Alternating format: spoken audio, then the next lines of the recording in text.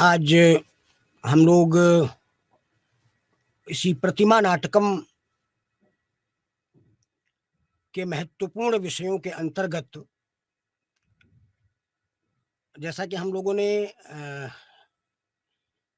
इसके पहले जब प्रतिमा नाटकम के विषय में चर्चा की, तो महाकवि भास और विशेष करके जो प्रतिमा नाटकम है उसके महत्वपूर्ण वैशिष्ट्यों पर हमने प्रकाश डालने का प्रयत्न किया। अब उसी क्रम में जब हम आगे बढ़ते हैं, तो जिसकी पृष्ठभूमि इसके पूर्व के व्याख्यान में या आप लोगों से बातचीत करते समय हमने कर दिया था कि जो प्रतिमा नाटकम है उसका जो प्रारंभ है, प्रारंभिक जो नाद्यन्ते सूत्रधारा की परंपरा का पालन करते हुए जो नांदी पाठ वहां पर प्रस्तुत किया गया, और उस नांदी पाठ में आपने देखा कि विशेष करके मुद्रा अलंकार का प्रयोग करके सारगर्भित विशिष्ट पदों के प्रयोग के माध्यम से किस तरीके से उन्होंने आदर्श मर्यादा पुरुषोत्तम राम से हम सभी पाठकों, श्रोताओं और सामाजिकों की सुरक्षा करने का निवेदन किया, और उसी के साथ ही किस प्रकार से नाट्य में प्रयुक्त होने वाले प्रमुख पात्रों का परिचय भी वहां पर करा दिया। नाटक की नायिका के रूप में सीता, नायक के रूप में भगवान आदर्श मर्यादा पुरुषोत्तम राम, खलनायक के रूप में रावण, राम के विशिष्ट सहयोगी के रूप में, मित्र के रूप में सुग्रीव, और उनके जो भ्रातृवृंद हैं लक्ष्मण और भरत इत्यादि, उनका भी संकीर्तन वहां पर कर दिया गया।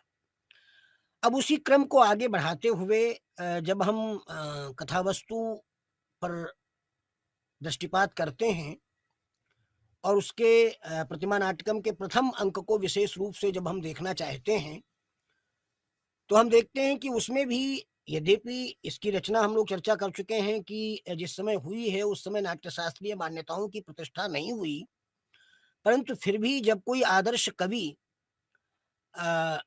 अपने किसी भी विषय वस्तु का प्रतिपादन करता है, तो निश्चित रूप से वो एक सीमा तक मर्यादाओं का पालन करता है, और यह स्वाभाविक रूप से उसके द्वारा मर्यादाओं का पालन हो जाता है। तो ऐसी स्थिति में हम देखते हैं, जब हम नाट्यशास्त्रीय परंपरा को देखते हैं, तो उसमें सबसे प्रारंभ में प्रस्तावना या आमुख के निरूपण की परंपरा प्राप्त होती है। प्राचीन ग्रंथों में उसे आमुख के नाम से जाना जाता है, और इस प्रस्तावना या आमुख के बारे में जैसा कि हम लोग चर्चा कर चुके हैं, नाट्यशास्त्र के ग्रंथों में विशेष करके जो साहित्य दर्पण है उसमें इस तरीके के उल्लेख मिलते हैं कि नटी विदूषको वापि पारिपार्श्विक एव वा सूत्रधारेण सहिताः संलापम यत्र कुर्वते चित्रैर्वाक्यैः स्वकार्योत्थैः प्रस्तुताक्षेपभिर्मिथः आमुखम तत्व विज्ञेयम नामना प्रस्तावनापि सा। कहने का मतलब है कि नांदी पाठ के बाद में जो सूत्रधार है, उस सूत्रधार के साथ नटी, विदूषक अथवा जो पारिपार्श्विक है, ये सभी पारिभाषिक नाम है। तो नटी, विदूषक अथवा पारिपार्श्विक, इनमें से कोई न कोई पात्र आकर के रंगमंच पर सूत्रधार के साथ में एक विलक्षण शैली में इस प्रकार से वार्तालाप करता है जिसके माध्यम से सम्मुख प्रस्तुत किए जाने वाले जो कथानक के प्रधान विषय वस्तु हैं उनका अप्रत्यक्ष रूप से संकीर्तन हो जाता है। यद्यपि जो प्राचीन परंपराओं में जो नाट्यशास्त्रीय परंपराओं का पालन करते हुए नाट्यों की रचना की गई है, उनमें तो ये परंपरा है कि रंगमंच पर आकर के ये लोग वार्तालाप करते हुए और वहाँ पर वो उस नाटक की कृति के बारे में, नाटक के रचयिता के बारे में भी परिचय दे देते हैं। परंतु जैसा हम लोग जान चुके हैं कि भास ने अपनी रचनाओं में ऐसा कोई परिचय प्रस्तुत नहीं किया है, तो वो सीधे-सीधे कथानक पर आते हैं और नटी और सूत्रधार इत्यादि जब आपस में बातचीत करते हैं, तो उसमें बातचीत करते हुए ये प्रकरण प्रस्तुत किया जाता है कि राजमहल में अ, श्री राम के राज्याभिषेक का प्रकरण चल रहा है और उनका राज्याभिषेक होने वाला है। तो इसकी पृष्ठभूमि का निर्माण करते हुए जो नटी है, वो सूत्रधार से वार्ता करती है और कहती है कि कुछ शरद सूत्रधार कहता है कि शरत काल को दृष्टि में रख करके कुछ गान किया जाए। तो सूत्रधार एक ऐसा साभिप्राय पद्य पढ़ता है कि चरति पुलनेषु हंसी काशांशुकवासिनी सुसंघृष्टा। ये शरत काल का वर्णन हो रहा है कि अ, पुष्पित खिले हुए काश के समूहों से सुशोभित हो रहे हैं नदियों के जो बालू वाले तट। ऐसे तटों पर जो हंसिनी है वो बहुत ही प्रसन्न होकर के विहार कर रही है और उसके उपमान के रूप में कहता है मुदिता नरेंद्र भवने त्वरिता प्रतिहार रक्षीव।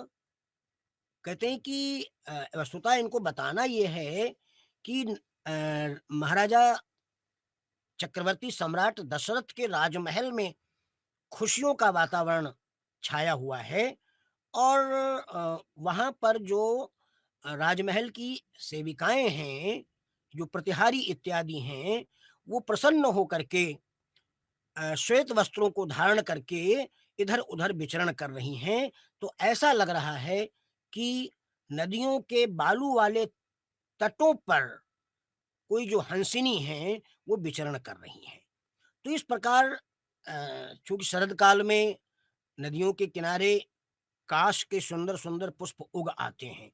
उनको देख कर के वातावरण बहुत ही आकर्षक लगता है, रम्य लगता है। तो निश्चित रूप से ये जो राजमहल है, उस राजमहल में जो प्रतिहारी इत्यादि हैं, वो श्वेत वस्त्रों को धारण करके इस तरीके से विचरण कर रही हैं, इस तरीके से उनका आना-जाना लगा हुआ है क्योंकि जब घर में कोई कार्यक्रम होता है, तो घर के जो सेवक-सेविकाएँ हैं, वो निरंतर इधर-उधर विचरण करते रहते हैं, कार्य की व्यस्तता उनमें रहती है। तो निश्चित रूप से ऐसा लगता है कि इसमें अ, जो प्रतिहार रक्षी है, वो उपमेय है और उपमान के रूप में हंसिनी को वहाँ पर प्रस्तुत किया गया है। तो इस श्लोक के माध्यम से उन्होंने राजमहल में चल रहे राज्याभिषेक का जो आमोद-प्रमोद है, उसको उपमालंकार के माध्यम से प्रस्तुत करने का प्रयास किया है और ये जो पद्य है उसे हम श्लोक के नाम से जानते हैं। आप लोगों को शायद मालूम होगा कि ये जो श्लोक है, श्लोक जो है वो छंदों में केवल अनुष्टुप को ही कहा जाता है। अनुष्टुप के लिए लिखा है पंचमम लघु सर्वत्र, सप्तमम द्विचतुर्थयोः, षष्ठम गुरुम विजानीयात् एतत् पद्यस्य लक्षणम। इसी श्लोक को ही पद्य भी कहते हैं। अनुष्टुप को श्लोक भी कहते हैं, पद्य भी कहते हैं। अर्थात जिस छंद के प्रत्येक चरण में 5वां वर्ण लघु होता है, छठा गुरु होता है और दूसरे तथा तीसरे चरण में 7वां वर्ण लघु होता है, उसे अनुष्टुप छंद के नाम से जाना जाता है। और ये अनुष्टुप छंद बहुत ही प्राचीन छंद है। लौकिक संस्कृत साहित्य का जो सर्जन महाकवि वाल्मीकि महर्षि वाल्मीकि के रामायण से माना जाता है। तो वो रामायण का जो प्रथम पद्य है वो भी माँ निषाद त्वमगमाः शाश्वती समाः यत् क्रौंच मिथुनम एकमवधीः काम मोहितम इत्यादि के रूप में वो जो पद्य उनके मुख से निकला था वो वस्तुतः अनुष्टुप ही था और उसी को श्लोक कहते थे। परंतु बाद में ये श्लोक इतने प्रचलित हुए कि एक प्रकार से अर्थ का विस्तार हो गया और जो भी संस्कृत की रचनाएं हैं उनको लोग श्लोक कहने लगे। लेकिन वास्तविकता ये नहीं है। सारी रचनाएं श्लोक नहीं है। श्लोक केवल अनुष्टुप छंद ही है, परंतु प्रयोगाधिक्य के कारण, उसके वर्चस्व के कारण, उसके महत्व के कारण आज कोई भी रचना, चाहे वो इंद्र बज्रा हो, चाहे उपेंद्र बज्रा हो, चाहे बसंत तिलका हो, चाहे मालिनी हो, कोई भी पद्य होता है या वृत्त होता है तो लोग उसे श्लोक कह देते हैं। तो इस प्रकार से इस बहुत ही पारंपरिक और प्रसिद्ध पद्य का प्रयोग करके अनुष्टुप छंद में सूत्रधार और नटी से वार्तालाप करते हुए ये शरद ऋतु का जो वर्णन किया गया है उसके माध्यम से निश्चित रूप से अ, शरद काल में वातावरण बड़ा ही आह्लादक होता है, तो राजमहल के आह्लादक परिवेश को प्रस्तुत करने का उपक्रम वहां पर प्रस्तुत किया गया है। उसी क्रम को जब आगे बढ़ाते हैं तो अ, एक कंचुकी नाम का पात्र प्रकाश में आता है। कंचुकी का मतलब है, कंचुक कहते हैं एक्चुअली कुर्ते को, अंगरखा, कुर्ता इत्यादि। आप अगर कभी भी नाट्य के मंचनों को देखा हो तो बहुत ही ढीले-ढाले कुर्ते कुछ पात्र पहने रहते हैं और उसी कंचुक के कारण, कंचुक को धारण करने के कारण, कंचुकम अस्य अस्ति इति, कंचुकी, कंचुक जो धारण करता है उसे कंचुकी कहते हैं। कंचुकी के बारे में नाट्यशास्त्र की मान्यता है। नाट्यशास्त्र कहता है कि अंतःपुरचरो वृद्धो विप्रो गुणगणान्वितः सर्वकार्यार्थ कुशलः कंचुकीत्यभिधीयते।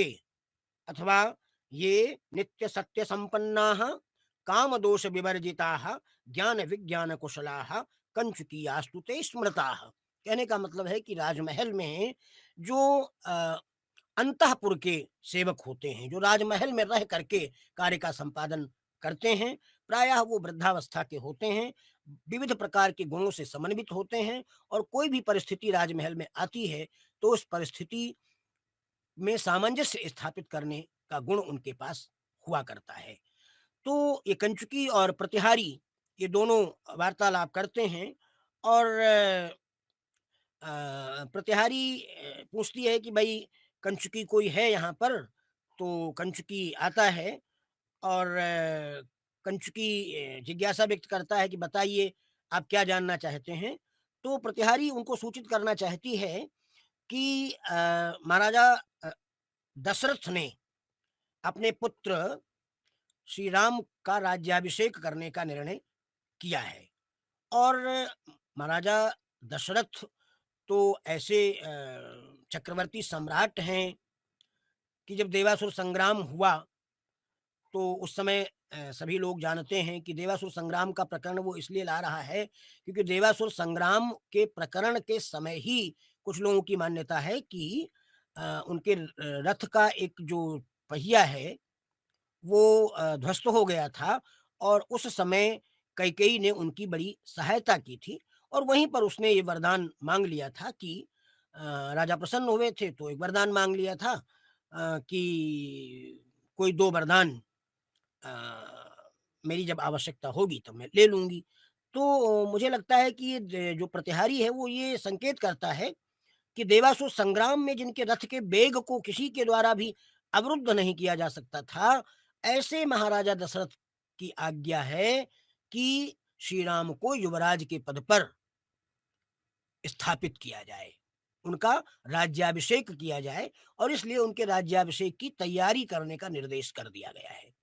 तो जो भी उनके प्रभुत्व के प्रतीक के रूप में छत्र, चमर इत्यादि राजचिन्ह हैं या अभिषेक के लिए जो विविध प्रकार की नदियों, तालाबों, कुओं, समुद्रों, तीर्थों इत्यादि या विविध प्रकार की औषधियों इत्यादि को एकत्रित किया जाता है, तो एकत्रित करने का कार्य हम लोगों को करना चाहिए और ऐसा संकेत करके जब प्रतिहारी ये निर्देश करती है, तो कंचुकी स्पष्ट रूप से कहता है कि नहीं, नहीं बिल्कुल, राजमहल में तो तैयारियाँ हो गई हैं राज्याभिषेक की। छत्रम सव्यजनम सनन्दिपटहं भद्रासनं कल्पितं न्यस्ता हेम मया सदर्भ कुसुमास तीर्थाम्बुपूर्णा घटाः युक्तः पुष्य रथश्च मंत्री सहिताः पौरा सभ्यागताः सर्वस्यास्य हि मंगलम स भगवान वेद्यां वसिष्ठा स्थितः। कहते हैं कि बिल्कुल राजमहल की तैयारी हो चुकी है, क्योंकि छत्र चंवर इत्यादि सुसज्जित किए जा चुके हैं। मधुर ध्वनि में नगाड़ों इत्यादि वाद्य यंत्रों को बजाया जा रहा है। अच्छे अच्छे अभ्यागतों के विराजमान होने के लिए आसन सुसज्जित सुसज्जित किए जा चुके हैं। राज सिंहासन को भी सुसज्जित कर दिया गया है और अभिषेक करने के लिए बहुत सुंदर सुंदर स्वर्णिम घटों को जल से परिपूर्ण कर दिया गया है। उसमें सुंदर मांगलिक जो दूर्वा इत्यादि है, उसे ला करके विविध प्रकार के तीर्थों से, नदियों से, समुद्रों से एकत्रित किए गए जल से परिपूर्ण करके घटों को सुसज्जित कर दिया गया है। और विविध प्रकार के लोगों के आगमन को लक्षित करते हुए विविध प्रकार के जो रथ हैं वो यहाँ पर उनका आना शुरू हो गया है और भगवान राम के विराजमान होने के लिए एक दिव्य पुष्य रथ की परिकल्पना परिपूर्ण कर दी गई है। और मंत्रियों के सहित सारे नगर के जो लोग हैं वहां आकर के एकत्रित हो गए हैं। इस प्रकार हम तो समझते हैं कि इस अत्यधिक मंगलकारी राज्याभिषेक के कार्य को संपन्न करने के लिए स्वयं भगवान वशिष्ठ जो उनके कुलगुरु हैं वो आकर के वेदी पर विराजमान हो गए हैं। जब कुलगुरु पुरोहित आकर के वेदी पर विराजमान हो चुका है, इसका मतलब ये है कि राज्याभिषेक की संपूर्ण तैयारियां की जा चुकी हैं। तो इस प्रकार से जब कंचुकी वर्णन करता है तो ये निश्चित हो जाता है कि राज्याभिषेक अब होने ही जा रहा है। ऐसी स्थिति में हम आगे देखते हैं कि जो शार्दूल विक्रीडित छंद के माध्यम से बहुत ही सुंदर निरूपण इसमें किया गया है कंचुकी के द्वारा। शार्दूल विक्रीडित छंद के बारे में आप जान सकते हैं। सूर्याश्वैर मसजस्ताः सगुरवः शार्दूल विक्रीडितम। अर्थात जिस समवृत्त में उसके प्रत्येक चरण में एक मगण, एक सगण, एक जगण, दो तगण और एक गुरुवर्ण होता है, उसे शार्दूल विक्रीडित नाम का समवृत्त माना जाता है और प्रायः 12वें और 7वें वर्ण पर यति हुआ करती है। तो इस प्रकार का शार्दूल विक्रीडित छंद, शार्दूल विक्रीडित के बारे में चंद्रालोक में कहा गया है कि जब कहीं पर भी किसी राज्य इत्यादि के प्रकरण का वर्णन करना हो तो ये गंभीर जो छंद है उसका प्रयोग करके वर्णन किया जाना चाहिए। तो उसी का प्रयोग करके महाकवि भास जी ने बड़े ही सुंदर ढंग से यहाँ पर निरूपण किया है और ऐसा ऐसा वर्णन किया है कि लगता है कि बिल्कुल स्वाभाविक वर्णन है। तो जैसा कि हम बात कर चुके हैं कि भास जो है वो स्वभावोक्ति के बड़े सिद्धहस्त कवि हैं, तो स्वभावोक्ति का प्रयोग करके और बल्कि हेतु हेतु मतोर अभेद वर्णनात् तो यहाँ पर हेतु अलंकार भी हो सकता है। तो बड़े ही अच्छे ढंग से, बड़े ही महत्वपूर्ण स्वरूप में राज्याभिषेक का की जो पृष्ठभूमि है उसमें निर्मित की गई है। और आगे चल करके स्वयं कंचुकी कहता है कि भाई इदानीम भूपालेन कृतकृत्याः कृताः प्रजाः रामाभिधानम मेदिन्याम शशांकम अभिषिंचता। कहते हैं कि इस समय भूपाल के द्वारा महाराजाधिराज चक्रवर्ती सम्राट दशरथ के द्वारा मानो भगवान राम का राज्याभिषेक करके संपूर्ण प्रजाओं को कृतकृत्य किया जा रहा है। क्योंकि राम जो हैं वो संपूर्ण पृथ्वी के लिए चंद्रमा की तरह हैं। जैसे पृथ्वी को आह्लादित करने के लिए चंद्रमा से श्रेष्ठकर कोई दूसरा नहीं है। यही कारण है कि पूर्णिमा के दिन जब शरद ऋतु में पूर्ण चंद्रमा खिला हुआ होता है तो उस समय समुद्र में भी उत्ताल तरंगे आती हैं और ऐसा लगता है कि वो जो समुद्र है वो जा करके स्वयं चंद्रमा का आलिंगन करना चाहता है, चंद्रमा का चुंबन करना चाहता है, तो चंद्रमा आह्लादक है जिस प्रकार से, उसी प्रकार से भगवान राम इस संपूर्ण पृथ्वी के लिए आह्लादक हैं, सभी पृथ्वी के लोगों को आनंद देने वाले हैं।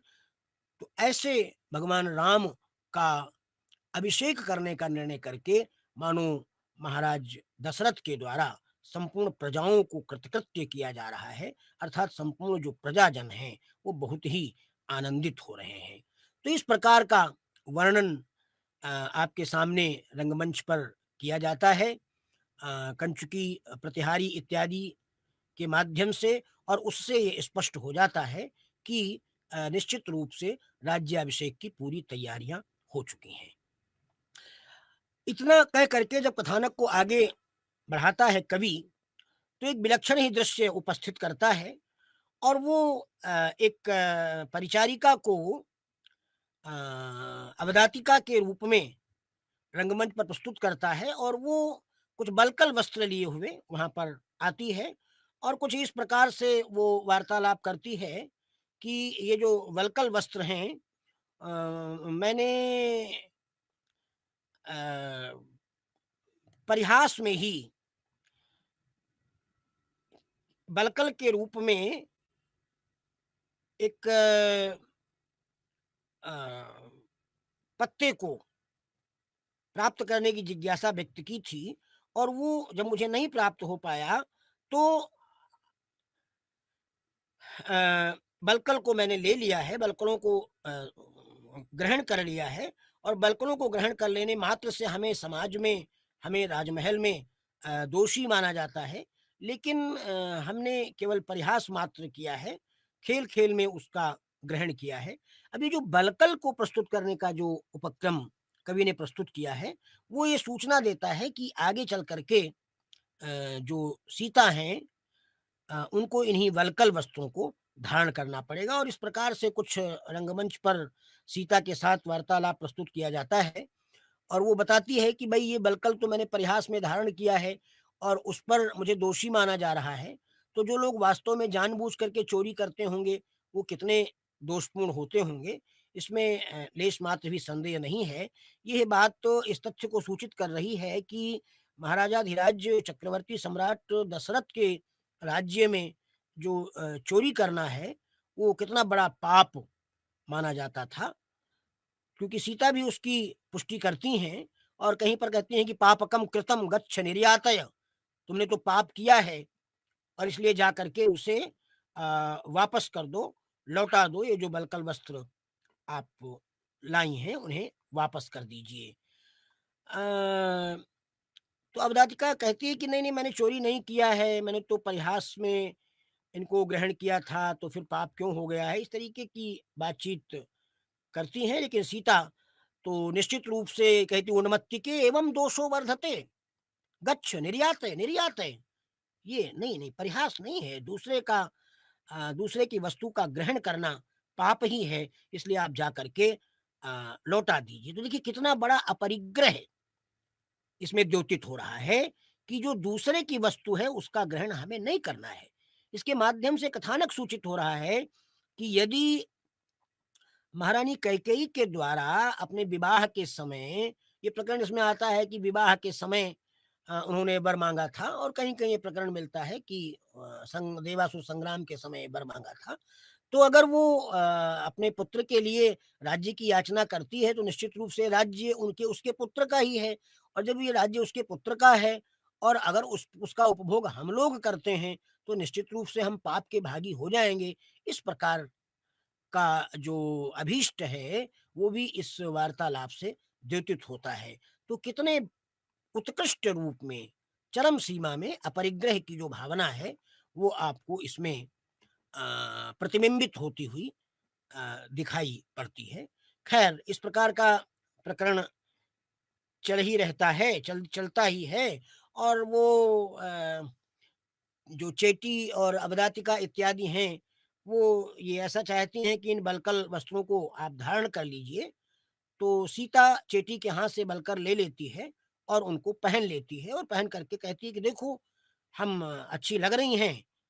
तो जो स्वाभाविक बात है जैसा कि कालिदास ने भी कहा है, किमे वही मधुराणाम मंडनम नाकृतीनाम, जो सुंदर होगा उसमें भला क्या चीज नहीं सुंदर लगेगी। तो सीता तो अभिरूप भूयिष्ठ हैं, और वो जो भी धारण कर लेंगी वो जो वस्त्र है, आभूषण है, वो स्वयं धन्य हो जाएगा। तो निश्चित रूप से जो वल्कल हैं, उन वो वल्कल भी सीता की स्वर्णमयी कांति से स्वर्णिम हो गए हैं, सुनहले हो गए हैं, और वो स्वयं बहुत ही अधिक शोभायमान हो रहे हैं। तो इस प्रकार से जो चेटी है, जो परिचारिका है, जो सेविका है, जो सखी है एक प्रकार से, वो शीशा दर्पण ला करके उसे दिखाना चाहती है कि आप दर्पण में देख लीजिए, आप कितनी सुंदर लग रही हैं। तो इस प्रकार का वार्तालाप चल ही रहा होता है, और उसी समय चेटी कहती, महारानी मैंने तो अभी भी सुना है कंचुकी के द्वारा कि राम का अभिषेक होने वाला है, कह रहे थे कि अभिषेक होने वाला है। तो सीता किस तरीके से देखिए कितनी सात्विक प्रवृत्ति है, जैसा कि राजमहल के प्रपंचों से कोई कार्य, कोई मतलब नहीं रखती है। तो वो कहता है कि कोपि भरता राज्य भविष्यति। अरे भाई ठीक है, इसमें कौन से आश्चर्य की बात है, जब राज्य है तो कोई ना कोई तो राजा बनेगा ही, उसका राज्याभिषेक तो किया ही जाएगा। तो दूसरी चेटी आकर के उसे बताती है कि नहीं नहीं, राज्याभिषेक जो है वो भगवान राम का ही होने वाला है। ऐसा वो बताना चाहती है लेकिन बता नहीं पा रही है। तो सीता अपने सखियों के प्रति, अपनी सहेलियों के प्रति, या महल की परिचारिकाओं के प्रति इतनी सहृदय हैं, इतने सात्विक भाव से, सामान्य भाव से बातचीत करती हैं कि लगता ही नहीं है कि वो महारानी हैं और वो सेविका है। इसलिए वो एक मित्र की तरह, एक सखी की तरह उससे बातचीत करती है, और जान जाती है कि ये कुछ कहना चाहती है दूसरी जो चेटी है। तो स्पष्ट रूप से वो कहती है कि किं किं प्रतिश्य मंत्र से, तुम बताओ क्या बताना चाहती हो?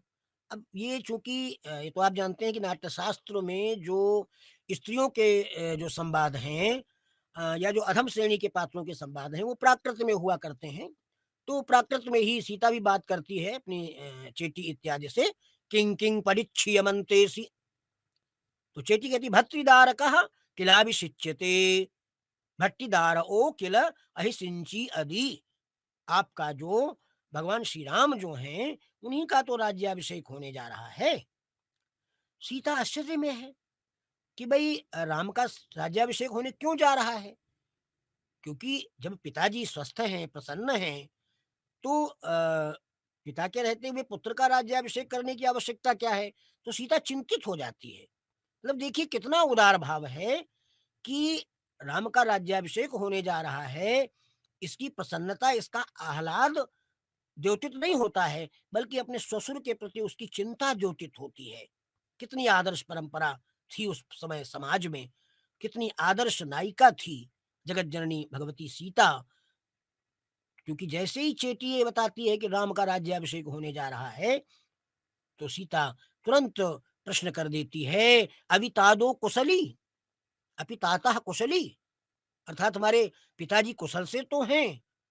तो देखिए कितना पितृ प्रेम है, कितना अपने परिवार के प्रति प्रेम है, कि उसे चिंता होती है कि ऐसी कौन सी परिस्थिति आ गई है कि राजा को अपने पुत्र का राज्याभिषेक करना पड़ रहा है। इससे ये भी द्योतित होता है कि जो महारानी सीता है वो लेश मात्र भी राज्य के प्रति लालायित नहीं है, कभी उसने स्वप्न में सोचा भी नहीं था। तो सीता को विश्वास नहीं होता है, कहती नहीं नहीं, तुम झूठ बता रही होंगी, तुम सही सही बताओ कि क्या है। अ, तो चली कहती, नहीं नहीं, बिल्कुल मैं सही बता रही हूँ, इसमें लेश मात्र भी संदेह नहीं है। तो सीता फिर प्रसन्न होती है, और वो अपनी परिचारिका को, चेटी को, अपने आभूषण उतार करके देना चाहती है, या देती है उसे, पुरस्कृत करती है। और उसी समय नगाड़े इत्यादि की ध्वनि सुनाई पड़ती है। और वो नगाड़े इत्यादि की ध्वनि जो है वो उधर सुनाई पड़ी, शुरू हुई और उसके बाद में वो बंद हो गई। तो जब बंद हो जाती है तो उस समय अ सीता को भी पुनः कौतूहल होता है। कोण खु उद्घातो अहिस्य अस्य अहव बहुउत्तानि रा उलानि नाम, अर्थात कोनु खलूदघातो अभिषेकस्य अथवा बहुवृत्तांतानि राजकुलानि नाम, ये कौन सा विघ्न आ गया है। अभिषेक के बाजे नगाड़े इत्यादि बज रहे थे, मधुर वाद्य यंत्र बज रहे थे और इस समय अचानक वो नगाड़े इत्यादि बंद हो गए हैं। तो क्या कारण है? हो सकता है कोई और भी महत्वपूर्ण कार्य आ गया हो या कोई विघ्न उत्पन्न हो गया हो। तो चेटी उत्तर देती है कि नहीं नहीं, मैंने तो ऐसा सुना है कि महाराजा जो हैं वो राजकुमार का अभिषेक कर देंगे और उसके बाद वन चले जाएंगे। ये परंपरा है, हमारे धर्मशास्त्र में भी कहा गया है कि जब अ, जो संतति हैं वो योग्य हो जाएं तो राज्य का जो दायित्व है वो उन्हें सौंप करके और व्यक्ति को वानप्रस्थ आश्रम में प्रवेश करना चाहिए, क्योंकि जो हमारे यहाँ आश्रम व्यवस्था है, ब्रह्मचर्य आश्रम, गृहस्थ आश्रम, वानप्रस्थ आश्रम और संन्यास आश्रम, तो उसमें परंपरा मिलती है और ये बड़ी सुंदर परंपरा थी समाज में। क्योंकि जब पुत्र योग्य हो जाता था तो उसे राज्य का दायित्व दे करके वो वन में प्रस्थान कर जाते थे। वन में प्रस्थान करते समय स्वतंत्रता थी कि वो पत्नी के सहित जाएं, पत्नी चाहे तो जाए उनके साथ और चाहे तो न जाए। लेकिन वन में प्रस्थान करने का मतलब ये नहीं था कि वो पारिवारिक दायित्वों से मुक्त हो जाते थे, परंतु एक प्रकार से वो पूर्वाभ्यास करते थे संन्यास आश्रम में प्रवेश करने का, कि धीरे-धीरे अपने को गृहस्थ आश्रम के मोह से मुक्त करेंगे। अपने बच्चों का वो ऑब्जर्वेशन करते रहते थे, निरीक्षण करते रहते थे, देखते रहते थे और जब कभी आवश्यकता होती थी तो उनको सहयोग भी करते थे। तो ऐसा लगता है कि स्वाभाविक प्रक्रिया के अनुसार जो राजा दशरथ हैं वो वन को चले जाएँगे। लेकिन उसी समय अब ये मुख्य कथानक का प्रारंभ होता है और राम प्रवेश करते हैं और प्रवेश करके वो बताना चाहते हैं कि हाँ, राज्याभिषेक टल गया है। तो ये राम के मुख से ही ये बात बताई गई है और राम आकर के स्पष्ट रूप से कहते हैं, आरब्धे पटहे स्थिते गुरुजने भद्रासने लंघिते स्कंधोच्चारण नम्य मानव, आरब्धे पटहे स्थिते गुरुजने भद्रासने लंघिते स्कंधोच्चारण नम्यमान वदन प्रच्योतितोये घटे राज्ञा हूय विसर्जिते मयि जनु धैर्येण मे विस्मितः स्वः पुत्रः कुरुते पितुर्यदि वचः कस्तत्र भो विस्मयः। कहते हाँ, ये सही है कि अ, नगाड़े इत्यादि वाद्य यंत्र बज रहे थे, गुरुजन वेदी पर विराजमान होकर के मुझे भद्रासन पर विराजमान करके राज्याभिषेक किया जा रहा था और हमारे भाइयों के द्वारा, विशेष करके शत्रुघ्न और लक्ष्मण के द्वारा राज्याभिषेक के समय सुंदर मंगल कलशों में पूरित जो घट है उनसे मेरा अभिषेक किया जा रहा था और उसी समय राजा ये निर्देश करता है कि अब तुम्हें वन में चले जाना चाहिए। और ऐसा निर्देश पाते ही पाते, सुनते ही सुनते संपूर्ण सामाजिक व्यग्र हो जाते हैं, विस्मित हो जाते हैं कि ये क्या हो रहा है।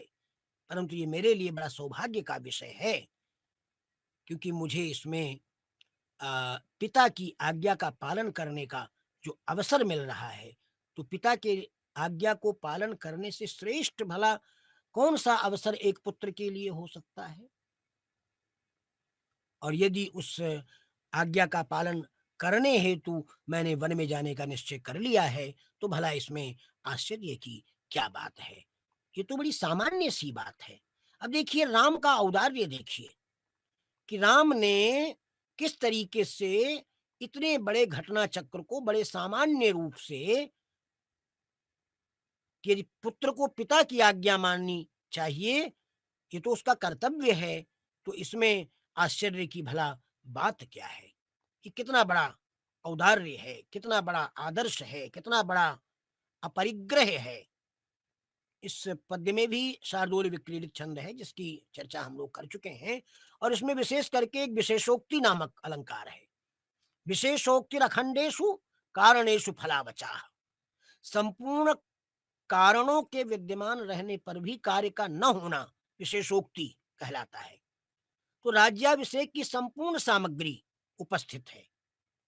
गुरुजन उपस्थित हो चुके हैं, उन्हें भद्रासन पर विराजमान किया जा चुका है। सुंदर तीर्थों से लाए गए मंगल जल से युक्त कलशों को उड़ेल उड़ेल करके उनका अभिषेक किया जा रहा है, और उसी समय ये राजा का निर्देश मिल जाता है कि राज्याभिषेक न करके उन्हें बन जाना है। तो ये राज्याभिषेक के संपूर्ण जो साधन हैं, कारण हैं, वो उपलब्ध हैं, फिर भी जो कार्य है राज्याभिषेक रूपी जो कार्य है वो नहीं हो रहा है, इसलिए यहाँ पर विशेषोक्ति नाम का अलंकार है। अब यहाँ पर हम एक अगर देखते हैं महत्वपूर्ण जो विषय आता है कि ये घटना चक्र एक मोड़ लेता है। ऐसा लगता है कि अब कथानक यहीं पर ब्रेक हो जाएगा, क्या हो जाएगा? क्योंकि नाटकों में आप जानते हैं कि पंचसंधि समन्वितम, तो ये जो प्रकरण है वो मुख संधि के अंतर्गत चल रहा है, और उसमें जो कार्य की प्रथम अवस्था है आरंभ, और जो बीज है, बीज बिंदु पताका प्रतकरी प्रकरी और कार्य, तो वो जो बीज है, बीज का रोपण हुआ है, और आरंभ नाम की जो अवस्था है वो चल रही है, और उसी बीच में बिंदु के रूप में घटना चक्र आता है, जिसमें अवरोध हो जाता है, और वो अवरोध फिर किस तरीके से कथानक को आगे बढ़ाएगा, ये किस तरीके से उन्होंने कथानक को मोड़ दिया है, ये यहाँ पर देखने योग्य है। और देखने योग्य जो सबसे महत्वपूर्ण बात ये है, वो ये है कि राम की भावनाओं में और जो अन्य सामाजिक हैं या अन्य जो राज्य दरबार के लोग हैं, उनकी भावनाओं में किस तरीके से अंतर है, लेकिन राम और सीता के जो संवेग हैं वो किस तरीके से अ, मिलते हुए हैं। क्योंकि जो वार्तालाप हुआ है, हम एक-एक करके उसकी चर्चा नहीं कर रहे हैं।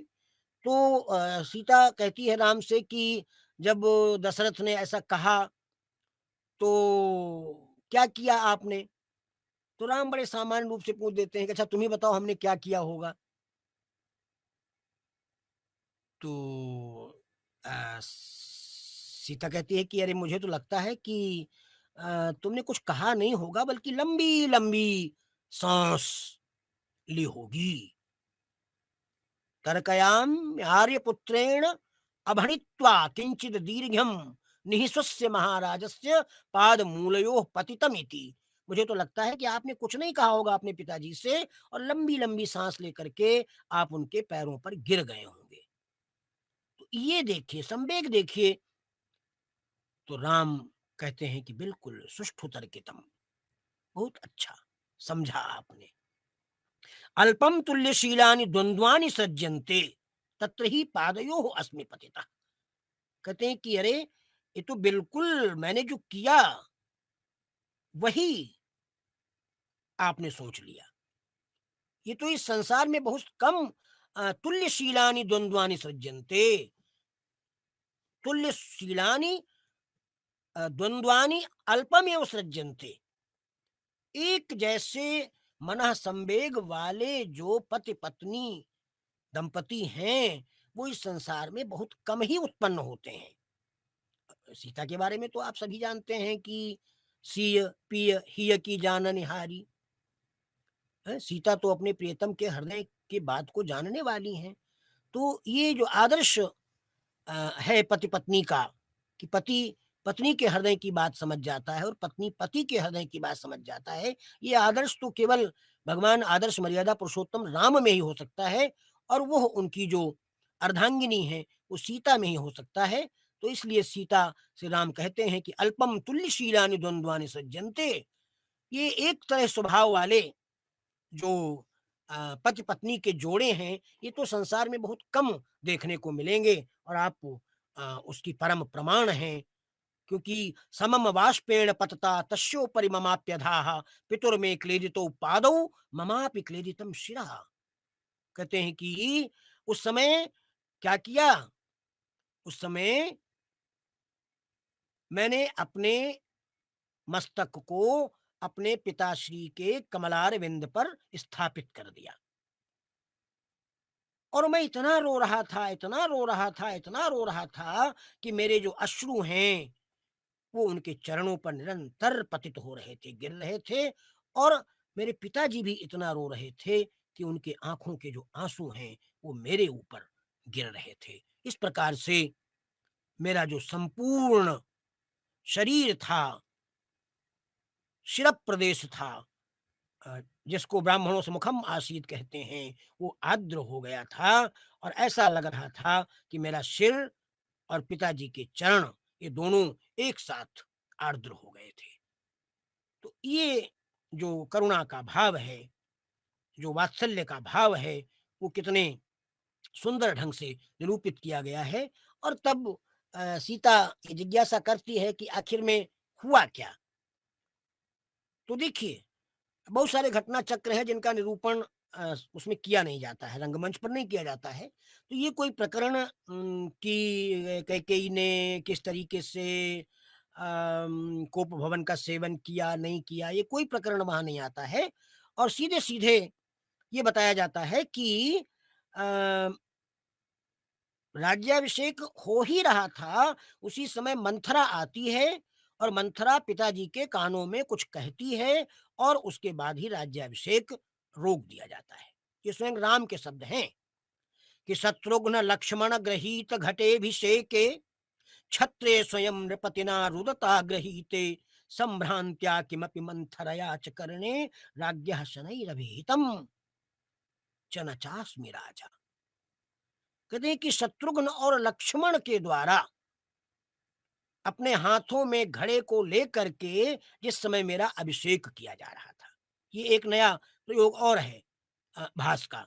आप लोगों ने पढ़ा होगा या सुना होगा कि जिस समय राम का राज्याभिषेक हुआ था, उस समय अ, भरत के साथ शत्रुघ्न भी ननिहाल गए हुए थे।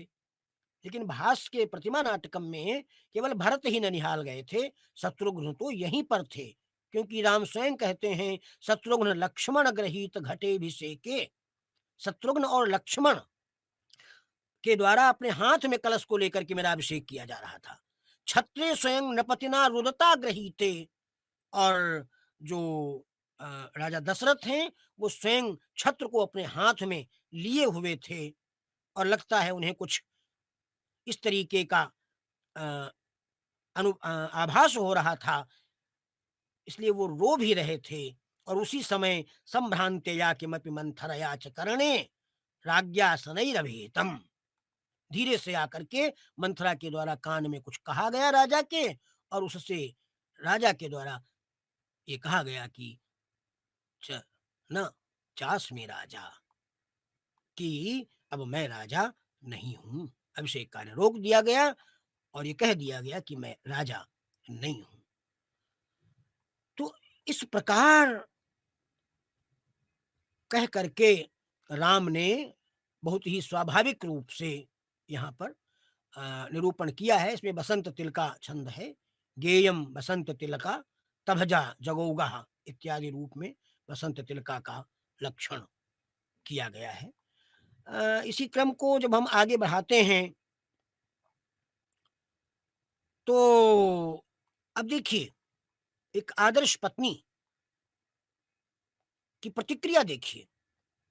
आज का समय होता तो कितनी बड़ी प्रतिक्रिया होती, कितना बड़ा आक्रोश होता, राजा को दोषी माना जाता। लेकिन नहीं, वहाँ पर देखिए कितनी पॉजिटिव थिंकिंग है। सीता कहती हैं, प्रियम में महाराज एवं महाराजा। ये तो बहुत अच्छा हुआ, ये तो बहुत अच्छा हुआ। यदि आप राजा बन जाते तो हमारे जो महाराज, हमारे जो ससुर चक्रवर्ती सम्राट दशरथ हैं, वो राजा नहीं रह जाते। तो ये तो बड़ा ही अनौचित्यपूर्ण होता। और आप जो आर्यपुत्र हैं, वो आर्यपुत्र नहीं रह जाते, आप राजा बन जाते। तो ये तो बहुत अच्छा हुआ कि जो राजा हैं, वो राजा ही रहे, और जो आर्यपुत्र हैं, वो आर्यपुत्र ही रहे। तो उसी समय चूँकि अभी ऊपर प्रकरण आ चुका है ना कि चेटी से और अवधातिका से चेटी के द्वारा लाए गए जो वल्कल वस्त्र हैं, उन्हें धारण किया था उन्होंने, या करने के लिए अपने आभूषणों को, वस्त्रों को उतार दिया था। तो राम कहते हैं कि ये आपके जो वस्त्र हैं, आभूषण हैं, उनको आपने क्यों उतार दिया है? तो देखिए, मतलब वो पहले से ही तैयार है परिस्थितियों का सामना करने के लिए। तो राम कहते हैं नहीं, नहीं, ऐसा नहीं है। और उसका निरूपण करते हुए उसमें उसका सौंदर्य भी है कि कर्णौ त्वरा अपहृत भूषण भुग्न पाशौ संसृतस्सिताभरण गौरतलौ च हस्तौ एतानि चाभरण भारनतानि गात्रे स्थानानि नैव समताम उपयान्ति तावत। कहते हैं, मैं तुम्हारे हाथों को देख रहा हूँ। आपने अपने कान के कर्णफूलों को जल्दी में उतारा है, और जल्दी में उतारा है इसलिए कानों के जो छिद्र हैं यहाँ के, वो नीचे की तरफ ऐसे लटक गए हैं। तुम्हारे हाथों में कंगन थे, उन कंगनों को तुमने उतारा है, क्योंकि वो कंगन जहाँ पे थे, वहाँ का जो स्थान था, वो अत्यधिक गौर हो गया था। तो वो अत्यधिक गौर स्थान, जैसे आप लोग हाथ में कलावा इत्यादि बांधते हैं, तो वहाँ का जो उतना स्पेस है, वो बहुत ज़्यादा सफ़ेद हो जाता है। तो कंगन पहने हुए थी, जहाँ पर वो ज़्यादा सफ़ेद था। अब वो ज़्यादा सफ़ेद दिख रहा है, इसका मतलब एक कंगन आपने अभी-अभी उतार दिए हैं। और इतना क्या है, मुझे तो ऐसा लग रहा है कि जहाँ-जहाँ भी आभूषण आपने पहने थे, वो आपका शरीर इतना कोमल है कि उन आभूषणों की जो अ, आभा है एक प्रकार से, वो आपके शरीर पर उनका जो चिन्ह है, वो बना हुआ दिख रहा है। इससे लगता है कि आपने आभूषण पहनती तो हो आप, लेकिन आपने आभूषणों को उतार दिया है। और उसके बाद और आगे प्रकरण बढ़ता है, सीता और राम की वार्ता हो ही रही है।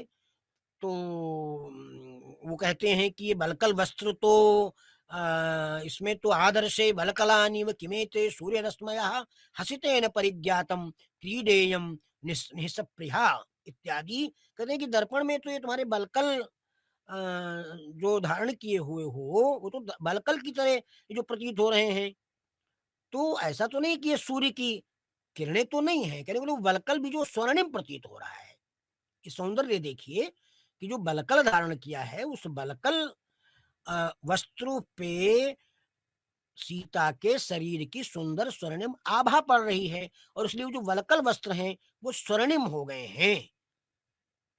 तो वहां पर राम कहने तो संदेह हो रहा है कि ये सूर्य की किरणें तो नहीं हैं, लेकिन तुम मुस्कुरा रही हो, हंस रही हो, इससे लग रहा है कि ये सूर्य की रश्मियां नहीं हैं, बल्कि ये वलकल ही हैं।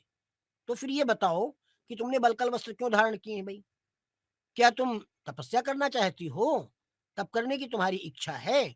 मतलब आप देखिए कि सीता ने वन जाने की अपनी पूरी तैयारी कर ली है, और यहाँ पर जो कथानक को मोड़ दिया है कवि ने, वो इतना सुंदर मोड़ दिया है कि आप रामायण इत्यादि को पढ़ते हैं या अन्य जो कथानक हमको पढ़ते हैं, तो वहाँ पर कैकेयी का चरित्र इतना पतित कर दिया गया है कि कैकेयी स्वयं वल्कल वस्त्र लेकर के आती है, और वो राम को दे देती है, और वो सीता को उसके आभूषण उतरवा देती है। लेकिन भास ने ऐसा कुछ नहीं किया है।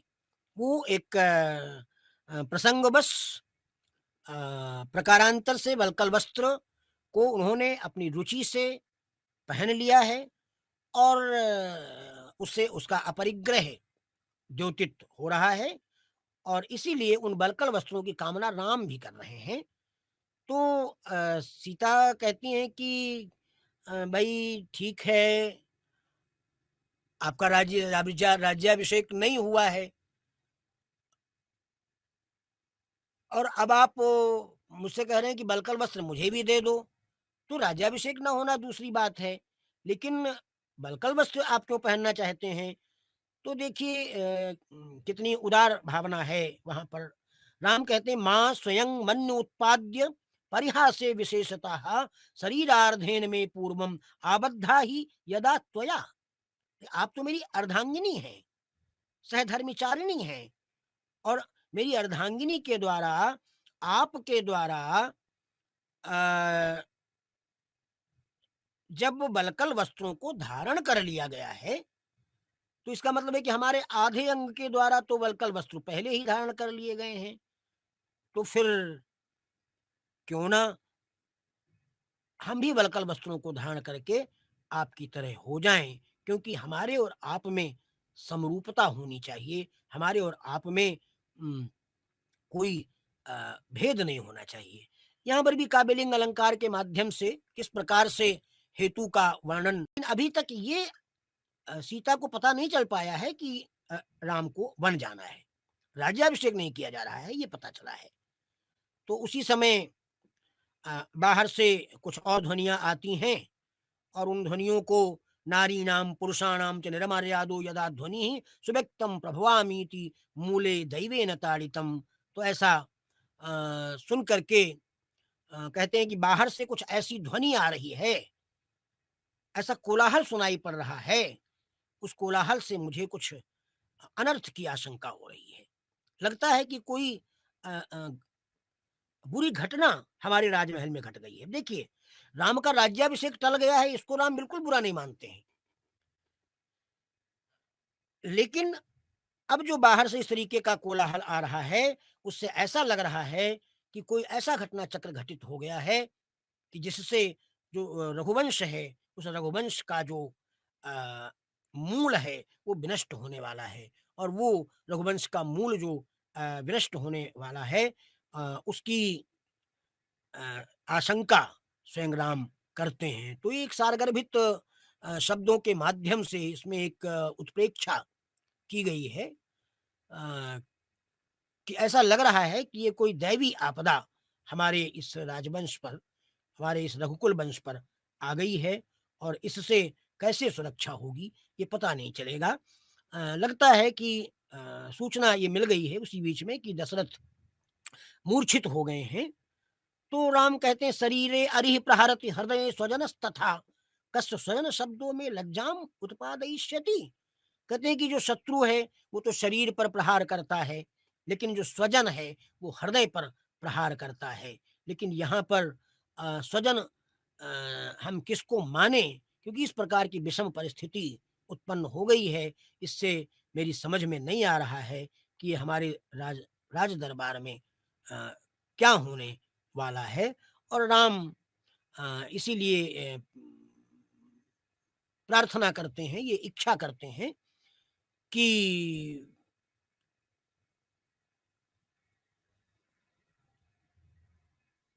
महाराज के ऊपर कोई भी आपत्ति ना आने पाए, क्योंकि महाराज जो है इस राजवंश के मूल हैं, जड़ हैं और मूल और जड़ जब नष्ट हो जाती है तो संपूर्ण राजवंश ही नष्ट हो जाएगा।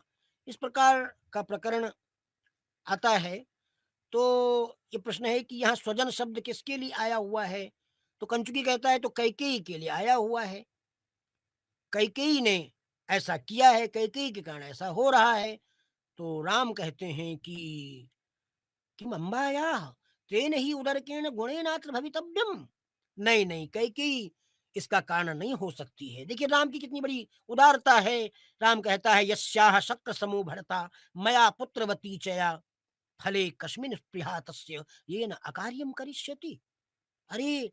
स्वयं इंद्र के जैसा जिसका पति है, स्वयं मेरे जैसा जिसका पुत्र है, मेरे जैसे पुत्र से जो पुत्रवती है, राम की उदारता देखिए, वो कह रहे कि मैं जिसका पुत्र हूं, ऐसे महान वैभव से युक्त वो जो कैकेयी है, उसकी भला किस फल में स्पृहा हो सकती है जिससे वो कोई अकार्य कर सकती है। हमारी माँ के द्वारा कोई भी अकार्य नहीं हो सकता है, कोई अनुचित कार्य नहीं हो सकता है। यदि उनके द्वारा कोई अनुचित कार्य किया गया है, ऐसा कोई कह रहा है, तो मैं निश्चित रूप से कह सकता हूँ कि उसके पीछे निश्चित रूप से हमारा कोई न कोई हित निहित होगा। परंतु कंचुकी इत्यादि तो यही कहते हैं कि ये तो स्त्रियों की बुद्धि है, और स्त्रियों की बुद्धि का क्या कहा जाए।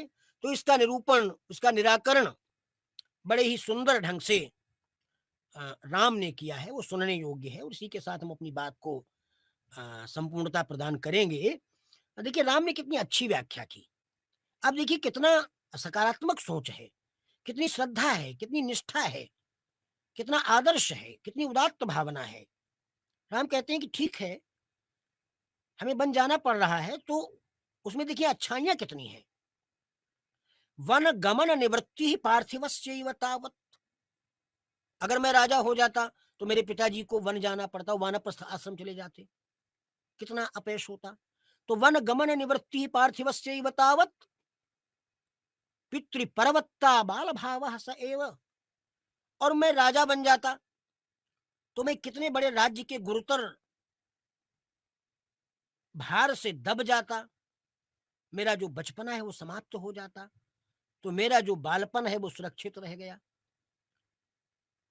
मुझे अवसर मिल गया कि मैं अपने पिता जी की इच्छा का पालन कर सकता हूँ, और इतने बड़े राज्य का दायित्व का निर्वाह भी मैं कर नहीं पाता। दूसरी बात यह है कि नव नृपति विमर्शे नास्ति शंका प्रजानाम। और अगर ऐसा न होता, मान लीजिए कि मैं वन चला जाता, तो फिर राजाओं के मन में, प्रजाओं के मन में आशंका रहती कि दूसरा नया राजा कौन सा होगा। तो वो शंका भी समाप्त हो गई, यह राजा कैसा होगा। मान लो हमको राजा बना देते, राम कहते हैं, तो फिर हमारा नया राजा कैसा होगा, इसके विषय में प्रजाओं के मन में नाना प्रकार की भी चिकित्साएं होती। उससे भी निवृत्ति हो गई, अर्थात प्रजाएं भी प्रसन्न है कि हमारा जो राजा था वही राजा है। और अथ च न परिभोगैर वंचिता भ्रातरों में। और ये जो राज्य है, जिस राज्य पर हमारे भाइयों का अधिकार है, अगर मैं राजा बन जाता तो हमारे जो भाई हैं वो इस राज्य से वंचित हो जाते, राज्य के भोग से वंचित हो जाते। तो कितने अनर्थ होने से बच गए। देखिए, पिता को वन नहीं जाना पड़ा, एक ये अनर्थ होने से बचा। हमारे बाल भाव की समाप्ति नहीं होने पाई, एक ये अनर्थ होने से बचा। नए राजा के बारे में नाना प्रकार की अवधारणाएं होती, शंकाएं होती प्रजाओं के मन में, उससे प्रजा आश्वस्त हो गई, और हमारे भाइयों को अपने राज्य से वंचित नहीं होना पड़ा। तो इस प्रकार यहाँ पर ये समुच्चय नाम का अलंकार है, और मालिनी व्रत है, ननमय युतेयम मालिनी भोग लोकई है, उसका लक्षण किया गया है। तो मालिनी छंद के माध्यम से और समुच्चय अलंकार को प्रस्तुत करके उन्होंने इस बड़ा सुंदर निरूपण यहाँ पर किया, और अंत में अपनी माता को बहुत ही उत्कृष्ट रूप में उनके आचरण को सुरक्षित करते हुए राम कहते हैं कि शुक्ले शुल्के विपणितम राज्यम पुत्रार्थे यदि याच्यते तस्या लोभोत्र नास्माकम भ्रातृ राज्यापहारिणम। अरे लोग हमारी माता को लोभी कह रहे हैं। अरे यदि अपने किसी कार्य के, किसी उपकार के बदले में उसने अपने पुत्र के लिए राज्य को मांग लिया है, तो इसमें भला लोभ किस बात का है। उसका लोग लोभ मान रहे हैं। और अगर हम अपने भाई के राज्य का अपहरण कर लेते, भाई के राज्य का उपभोग करने के लिए हम राजा बन जाते, तो भला क्या ये हमारा लोभ नहीं होता। और लोभा पापस्य कारणम। तो मुझे लगता है कि मैं तो लोभ रूपी पाप को करने से बच गया हूँ। यहाँ पर वक्रोक्ति के माध्यम से बड़ा ही सुंदर उदाहरण दिया है कि हमारी माता को लोग लोभी बता रहे हैं, और यदि मैं राजा बन जाता तो क्या मैं लोभी नहीं कहलाता। तो इसी से साथ मैं अपने वक्तव्य को पूर्ण करता हूँ। बहुत बहुत धन्यवाद।